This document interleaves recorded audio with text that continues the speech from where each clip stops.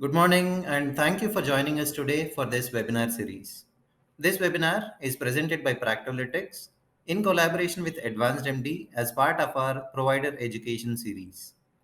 Advanced MD is a technology provider which helps healthcare providers and facilities with cutting edge technology in terms of practice management system and EHR, which enable physicians and practices thrive in their day to day activities. Practolytics is a 20 plus year old organization providing extensive revenue cycle management services to our clients across 26 states in the United States, covering multiple specialties. We help providers improve their practice revenue and also catch up with their ever changing regulations when it comes to compliance and insurance related changes. We offer a range of solutions designed to help healthcare organizations analyze and interpret data in order to make better informed decisions. This webinar is primarily focused on the evaluation and management related changes that are applicable from the 1st of January 2023. We will cover the revisions to the codes, deletion of codes, as well as the changes in guidelines when it comes to documentation and selecting the level of code for the services rendered to the patients. We tried our best to provide the most accurate information throughout this presentation. The information provided is for educational purposes only, and we would recommend referring to the official coding guidelines or official guidelines published by AMA and CMS to ensure that you have all the relevant information handy. So let's get started. Today, we will first briefly review the changes that were introduced in the year 2021, specifically for office and other outpatient services. The CPT codes that were used for the new patient and established patient services in the outpatient setting or for primary care physician services, outpatient office visits. And next, we will look at updates related to inpatient and observation services, outpatient and inpatient consultation set of codes, changes related to emergency department services, then nursing facility services, home care services, and assisted living facility services. And we will also talk about the new codes that have been introduced for prolonged care services. So the year 2021 saw a significant change in the way of coding when it comes to the office visit records. The major change that we saw in 2021 was that documentation of history and physical examination was actually removed as a mandatory requirement for code selection. It was changed to a medically necessary history, and a physical examination needs to be documented by the provider and is no longer a criteria for code selection. Until 2021, all office visit codes required the providers to document the level of history, the history of presenting illness, the past medical history, the social history, family history, the review of systems. All these things were required if it were to be a higher level of service. Now they also introduced time-based coding in 2021, where the level of E&M could be selected either based on the level of the medical decision making or the total time spent with the patient. And another addition was the introduction of the add-on code 99417, which was used for prolonged care services beyond the total time required for the CPTs 99205 and 99215. This is something which happened in year 2021 for the office visit set of E&M codes. Coming to 2023, so for the financial year 2023, the primary objective of the changes is to bring in consistency in the leveling of the CPT codes. And this is not just for the office visits, which already occurred in 2021, but now this is also applicable for other similar services such as inpatient admissions, inpatient observations, or hospital visits, subsequent hospital care, then the other areas like skilled nursing facilities, home care services, and even emergency department services. These are the areas where these similar kinds of E&M changes in the leveling have been introduced. AMA has now introduced a similar set of guidelines wherein Now the code selection for inpatient care, observation, nursing, home care services, these are all dependent on either the total time spent with the patient or the level of medical decision making. Now, emergency department is another exception where time may not be a factor in calculating the CPT level, but the medical decision making is the most important one. Again, history and physical examination requirements have been reduced to a medically necessary requirement only, and that is up to the provider to document how much is relevant and required for that particular encounter. And this is one thing which we are going to talk about continuously for each and every set of codes that we will look at going forward, the level of history and examination requirements. Now, let's talk about what is changing for the inpatient services from January 1st, 2023 first. So the first important update is the deletion of the observation care CPT codes. There was one code, CPT 99217, which was used for patients that were discharged from observation status on some other day than the initial observation day. This code 99217 has now been deleted, and instead of 99217, now providers or the based on the documentation, providers are supposed to report 99238 or 99239, which are actually used for hospital discharge services. So 99217 again has been removed, and 99238 and 99239 become the alternative codes for this CPT code. In a similar context, the initial observation care CPT codes 99218, 99219, and 99220 have been deleted, and the alternative codes would be the initial hospital care codes, which are 99221, 99222, and 99223, which means you can no longer report initial observation care services with the older set of codes. Instead, observation and initial hospital care would be coded with the same set of codes. Again, the third set of codes are the subsequent hospital care or the subsequent observation care codes 99224, 99225, 99226. These three codes have also been deleted from 2023. And again, if you have to report a subsequent observation care, you can use 99231, 99232, and 99233 for the observation as well, which means again, the observation and the inpatient care services codes are similar from 2023, the same codes from 2023. This is one important change that they have made for the inpatient services.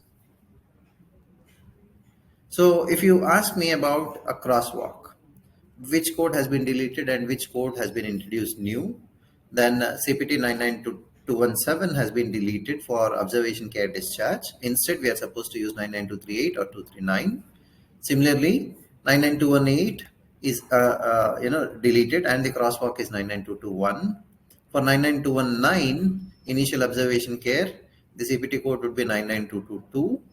And for 99220, the CPT code for initial observation care would be 99223. 99224, which is for the subsequent observation care, the 99224, 225, and 226. The crosswalk is the subsequent care hospital codes, which is 99231, 232, and 233 respectively. So this is what has been changed for the observation care services specifically for inpatient. The next important update we need to talk about is the guidelines related to initial service versus subsequent services. This essentially means that only one provider from the same specialty or subspecialty can report the initial service for a patient during one admission. However, if there are more than one provider caring for the patient and each of these providers is from a different specialty or a subspecialty, both the providers can then report the initial services individually. This applies to both observation as well as inpatient services. And the next important guideline to talk about is the documentation of history and physical examination. Again, as I stated already, the two components, the level of history and level of examination, are no longer an essential component of code selection. These were important until 2022 for inpatient services. So the documentation of the history and physical examination is now left to the provider's discretion on how much to document and what to document, as long as it is deemed medically necessary. This is similar to the update that we received in 2021 for the office visit codes. So only a medically appropriate history and a medically appropriate physical examination are actually required. Now, this is the table which shows the initial observation or admission CPT codes along with the medical decision making requirements and the time documentation requirements for each codes. If you notice carefully, the medical decision making and the time requirements for these codes have changed now. I'm sorry. So CPT code 99221 now from 2023 requires a straightforward or a low complexity medical decision making. And if we are coding it based on the amount of time spent with the patient, a total of 40 minutes or greater than 40 minutes should be documented. Whereas CPT 99222 requires a moderate level of medical decision making or 55 minutes or greater than 55 minutes of time spent with the patient. Similarly, the highest level of code 99223 requires a level of higher level of medical decision making or a total time documentation of 75 minutes or more. Observe the increase, 5-minute increase for level 3, which was 70 minutes in 2022, has now been updated to 75 minutes as the requirement. Similarly, the level 2 code 99222 actually required 50 minutes in 2022, but now will require 55 minutes. Now, this increase doesn't mean that providers cannot meet the threshold for the time documentation. There are other things which will come into picture where they have eased quite a few things as far as documentation is concerned and the time capture is concerned. We'll talk about it going forward. This is the table for the subsequent services for CPT codes 99231 to 233. 99231, the first level of code for subsequent hospital care, now requires a straightforward or a low medical decision making or a total of 25 minutes starting January 1st, 2023, if it is based on time documentation. Similarly, CPT 99232 requires a moderate level of medical decision making or a total time duration of 35 minutes to be documented. And CPT 99233, which is the highest in this range, requires a high level of medical decision making or 50 minutes or higher of the time documentation. Now, this third table is for same day observation or admission and discharge services, which means a patient placed under observation and discharged on the same day, or a patient admitted to the hospital and discharged on the same day. CPT codes 99234, 235, 236. There are 3 levels of codes. Now, CPT 99234 now requires a straightforward or a low medical decision making, and the total time documentation requirement is 45 minutes. If you observe carefully, it was 40 minutes until 2022. That's a 5-minute increase. Similarly, CPT code 99235 now requires a total of 70 minutes or higher or a moderate level of medical decision making. Now, for this code, there's an increase of 20 minutes altogether.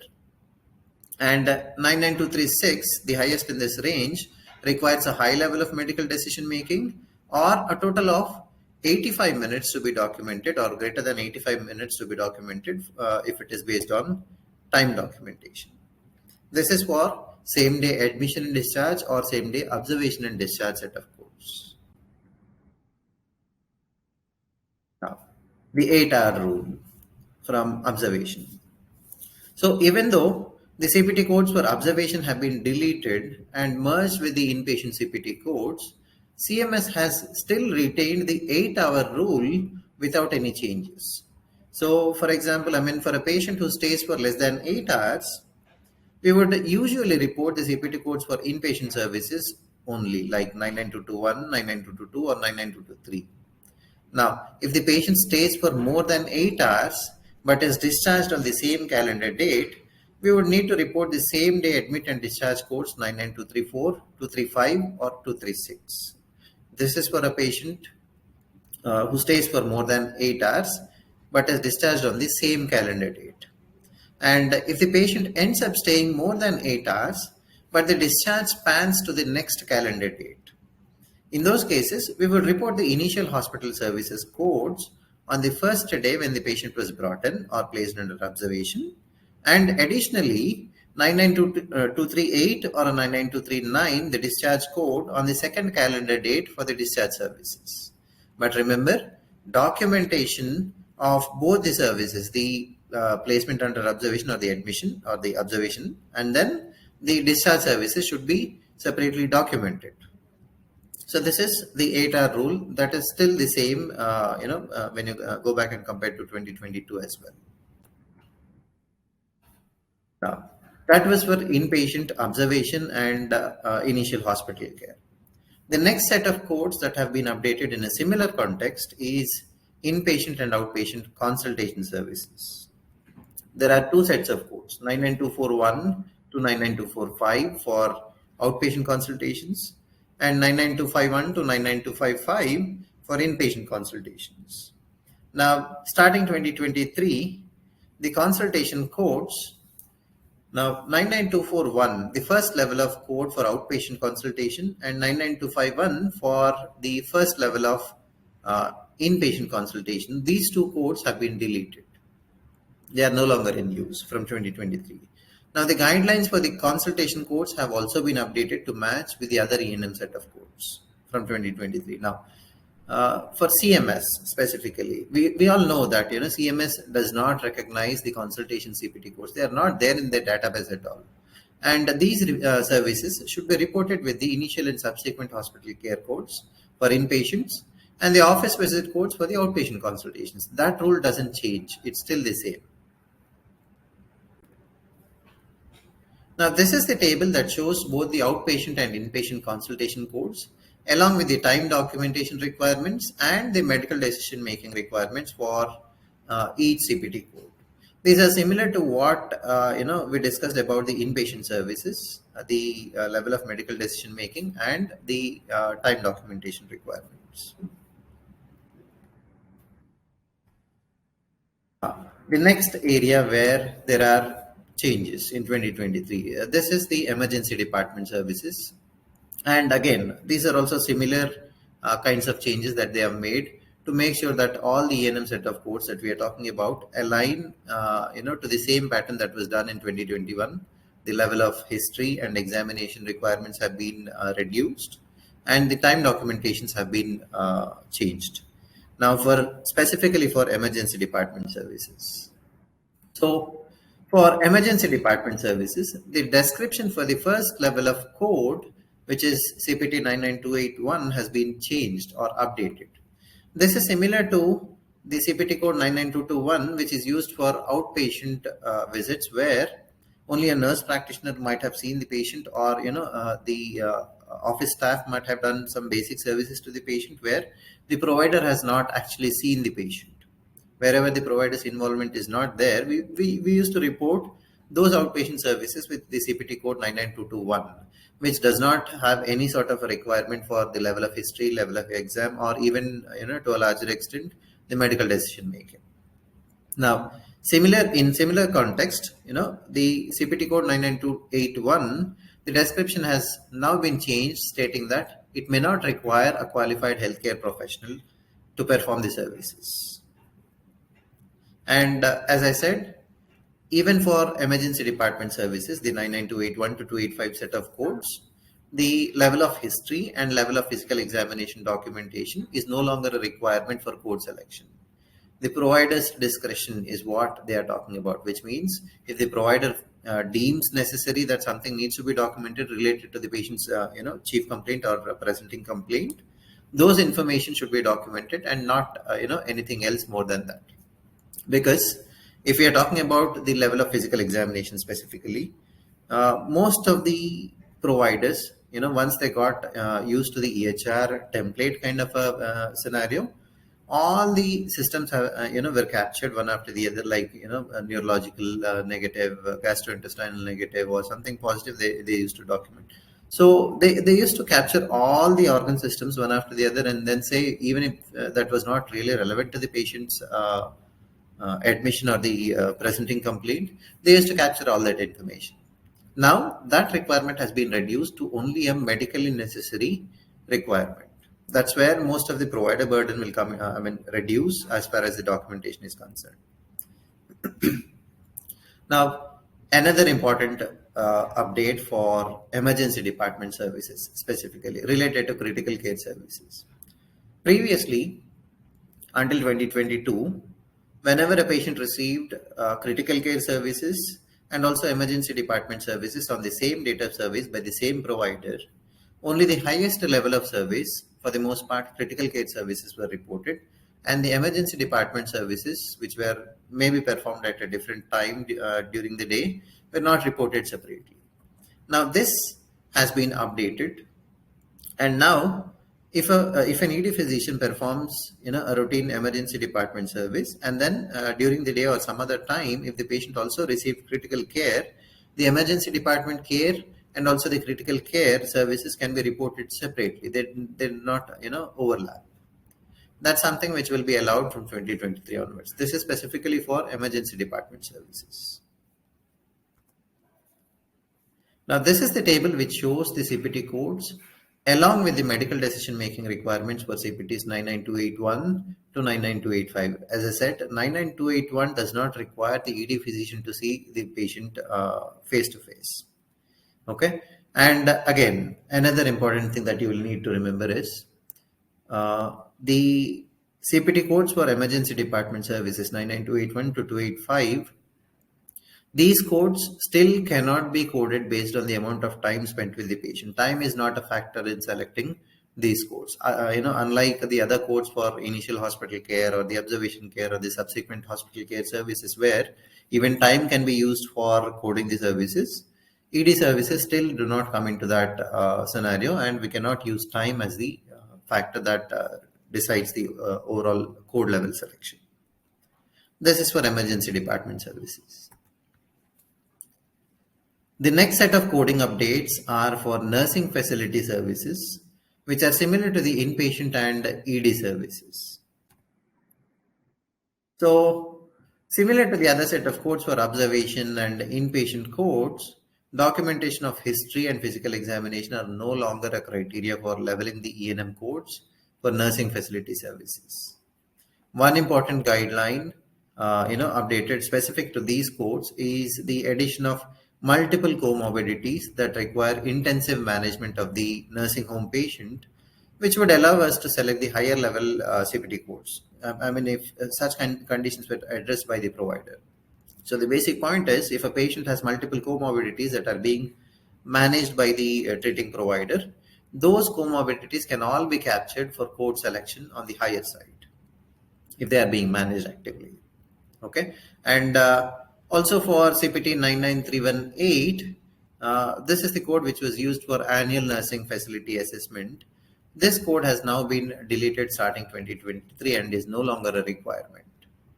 And there are broader guidelines now for multiple encounters by the care team involved in the patient's care, where subsequent nursing facility codes can be reported additionally if another team member also sees the patient on the same date of service, which means if there are multiple providers taking care of the patient and each one sees independently during a single date of service, both of them can report their services individually.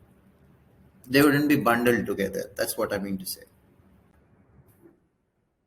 So these are the codes for the initial and subsequent nursing facility services, along with the requirements for the level of medical decision making and the time documentation requirements.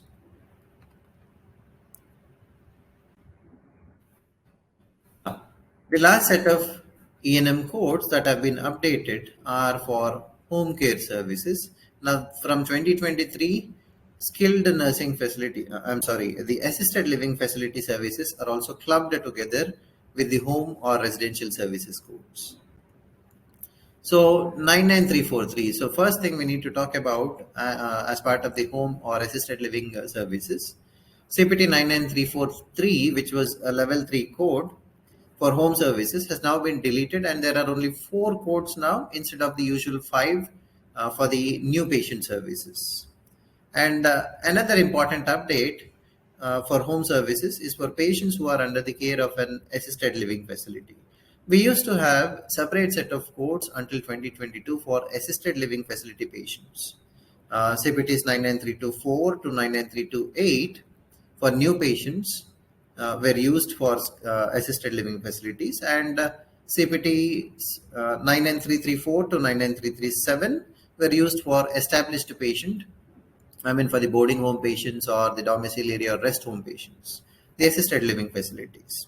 Now, these codes are now deleted effective January 2023, and these assisted living facility patients will also be coded using the same set of codes that are used for home services, which is 99341 to 99350, depending on whether the patient is a new patient or an established patient. That's one significant change when it comes to the assisted living facility set of codes. And this table shows the CPT codes that are now used for both home services and also for residents of an assisted living facility. CPT code 99341 to 99345 are for new patients, and 99347 to 99350 are for established patient. And as I said, CPT 99343, which was there until 2022, has now been deleted. So this is for home or assisted living facility services. Now, one last important update is for the prolonged services CPT codes.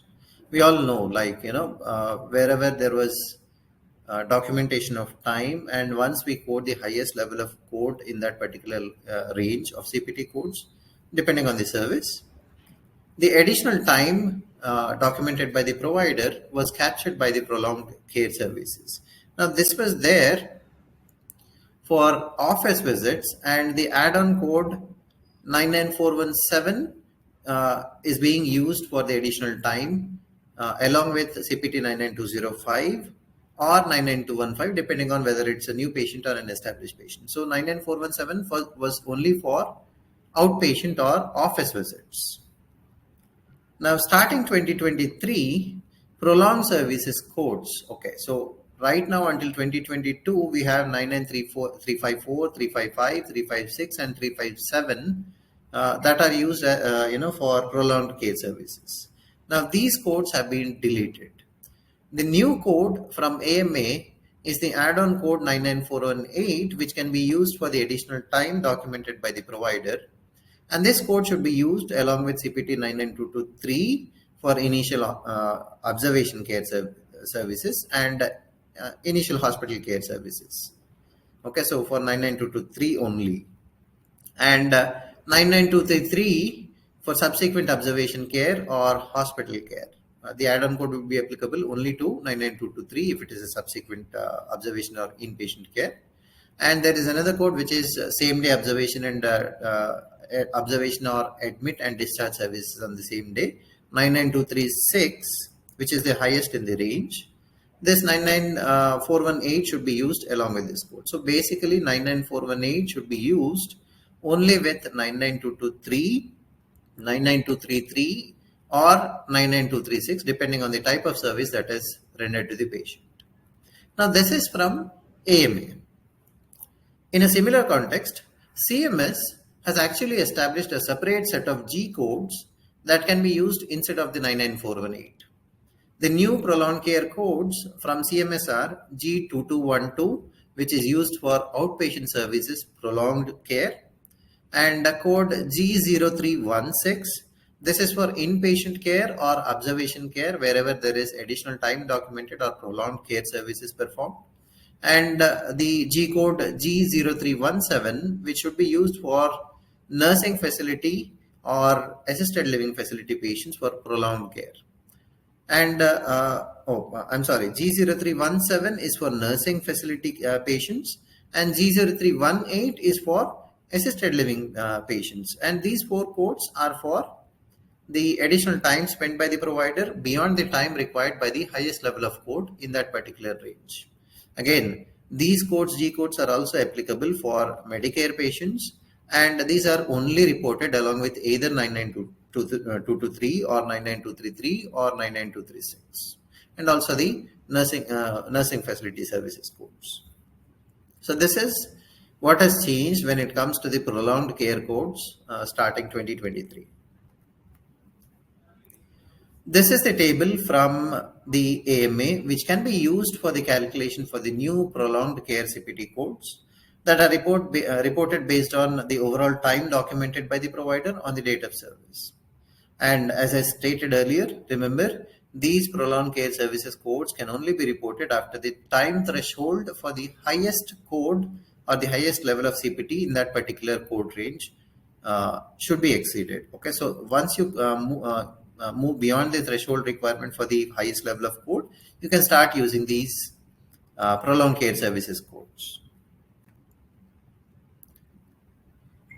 So this is what we have for the updates. I mean, there is another part to it. We'll talk about the medical decision making, what changes AMA has published for the medical decision making, because there are quite a few guidelines that they have established, and they have made some changes to the way we look at the presenting problems, the level of risk, as far as the medical decision making goes. I hope this webinar would provide, all the important information that is required and that is changing from January 2023. And I'm sure this will help a lot of few people, understand what is actually coming up. So be prepared. It's not a significant change, but it's an important change that everyone needs to know. Stay tuned for further updates on this topic. We'll come up with another, session where we will talk about the medical decision making also.